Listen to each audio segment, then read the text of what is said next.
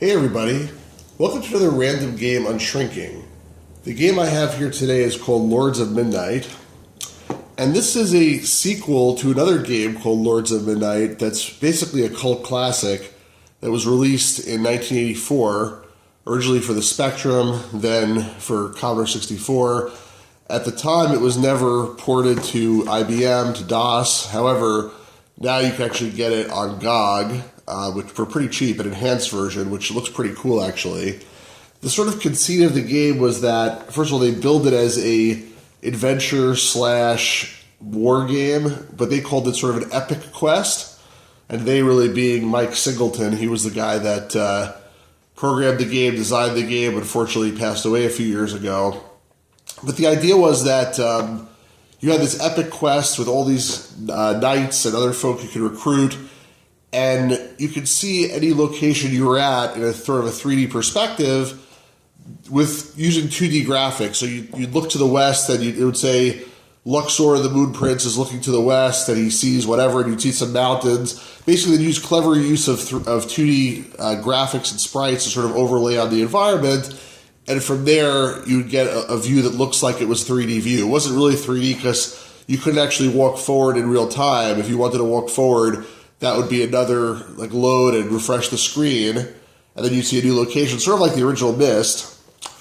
What they did here for this game, Lords of Midnight, which is from 1995, and actually there was another sequel before that called Doomdark's Revenge, also for the Spectrum and the C64. What they did here for this sequel in 1995, so it's like 10 years later, is they made it really full 3D. And that was sort of, I guess, the draw of this game, where now it's not static locations that you have to sort of walk around like in a slideshow format, sort of like Myst.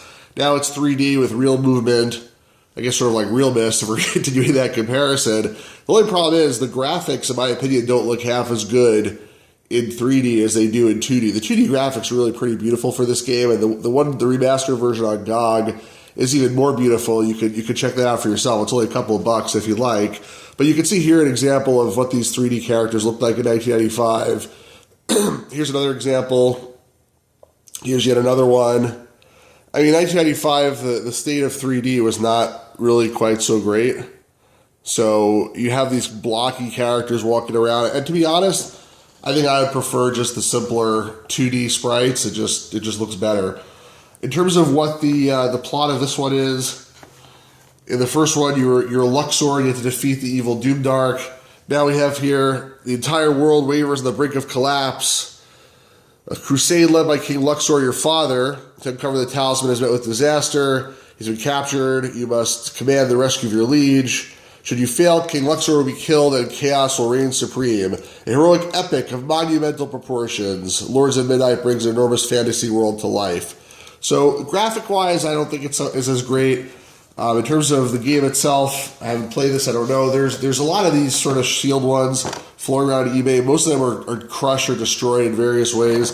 This one's no exception. It sort of caved in a little bit of the front here. You can sort of see the crease. Here it's sort of bashed in, although most of the ones on eBay seem to be more bashed in than this one. So I got a relatively good deal, relatively cheap, but also not relatively beat up. Let's open this up and see what's inside. I probably could just tear off the shrink wrap, but let me go ahead and use the knife and try to cut it open, which is not easy given the fact that it's crushed. But let me at least make an attempt, just to demonstrate proper box opening procedures. If you did want to keep the shrink wrap, again, I probably will just get rid of it. And also, I see some people really obsess about bending the top part of the box when you open it. I mean, you can do lots of things to not open it if you really want to be pristine. In this case, the box is obviously beat up anyway, but I mean, honestly, it's a little bit overkill for me. I don't care if the box gets one little crease on it. It's like not wanting your binding of your book to ever be slightly cracked or broken in any way, because that's what happens when you read it. So this is what happens usually when you open it. All right, inside the box here, we have, you see, it's like, it's portioned. You don't need a cardboard insert. The box itself is holding the shape somewhat well. I can already see there's more than just a jewel case in it, which makes me happy. So let's see what's inside. Okay, whoa. So we have a nice jewel case with the CD in it and nothing else. I'm not going to open this up. It's annoying. Yes, there's no end labels. There's nothing of any kind in the jewel case. That's extremely annoying and cheap, but whatever. We got some other stuff here, so I'm not going to complain too much. So just in order of what fell out. Okay, first of all, we have a registration card. There is a keyboard summary. Oh, wow.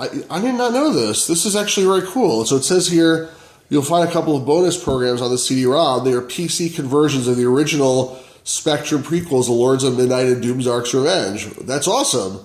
All right, that's really cool. So I guess there were PC conversions of these, and I am definitely going to try those out. The back of here is loading instructions, installing instructions, loading instructions. What else we got here? Ooh, it's some feelies. From Rorthron the Wise, Guardian of the Tower of the Moon, to my good and noble friend Prince Morkin, Lord of Corley, greetings. I think you're Prince Morkin in this game. And Prince Morkin was a character in the first game, the son of the Luxor guy. So now you're playing Morkin, which makes sense. We got two nice sheets of paper here. You know, it's just paper, but looks like a nice letter that you got from Rorthron, which is really cool. Then we got a nice Chronicles book. Oh, wow. It tells you the whole story, the whole backstory of everything. Wow, this is going to be good reading. I guess it looks like so from all three books, because here we have Doomsdark's Revenge, it's in the trilogy in the beginning. Finally, this one, which they're calling the Citadel. I've seen it online, this game called Lords of Midnight, the Citadel, but on the box it just says Lords of Midnight, interestingly enough. But wow, this is awesome. This is like almost 100 pages of good solid reading here, so this is good value. And then finally we have the nice large manual. Also a lot of pages here. I wonder if there's manuals for the previous games. Probably not, it's probably just on the CD. But wow, this is really cool. And 11 winters have passed since the Lords of Midnight first appeared on the humble 8-bit Spectrum and Commodore 64. I planned to write part 3 at that time, but demands for other projects and new technology competed against us for many years. Finally, with the advent of fast 32-bit processing on the PC, the time seemed right for part 3 of Lords of Magic. Now we can make the landscape more real than ever in sumptuous color. We can real-time 3D action, full sound and music. Wow. So this I'm getting excited, actually.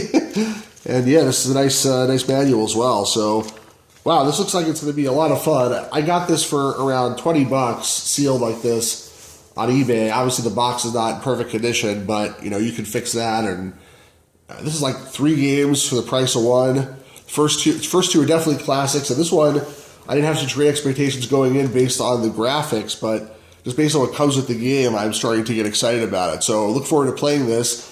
Some people had asked me to include gameplay footage on these Unshrinkings, and I may do that at some point in the future. I thought about doing it for this one, although I think in this case you can really see just from the screenshots what the game is about. But I encourage you, if you want, check out the remakes of the first 2 games on GOG if you don't want to pick this up. But again, this is super cheap and it looks like a good deal. So hope you enjoyed that. If you did, please hit the like button. Please subscribe. Please tell your friends. And have a great day, everybody.